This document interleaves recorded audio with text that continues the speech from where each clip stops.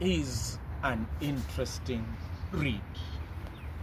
Why? Because the Bible is inspired, authoritative, informative, educative, and practically relevant in our lives. In the Old Testament, the Pentateuch is the foundation and the basis. The historical books connect the history of the entire Old Testament, especially from the time of entering into the Promised Land to the scattering of the children of Israel into the Assyrian and Babylonian exile.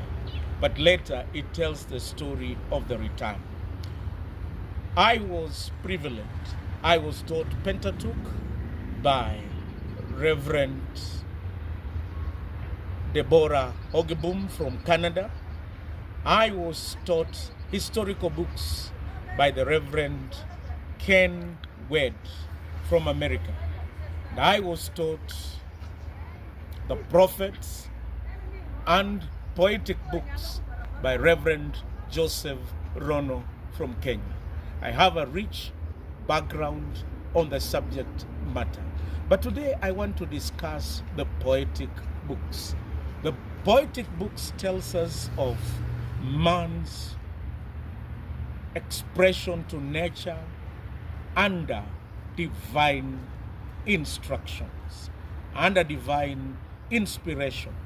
And I want to say the Bible is divinely inspired, objectively revealed, faithfully transmitted, providentially preserved, and spiritually verified. It is still applicable up to date. Now, as we look at the poetic books, I like to say that the poetic books comprises of the following books. The first book is the book of Job. Number 2, there is the book of Psalms, then Proverbs, Ecclesiastes, and Songs of Solomon.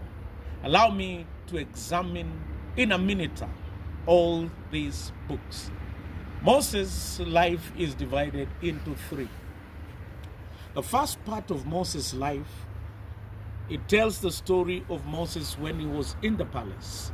And when he was in the palace, he came to realize God and his promises. He accessed the records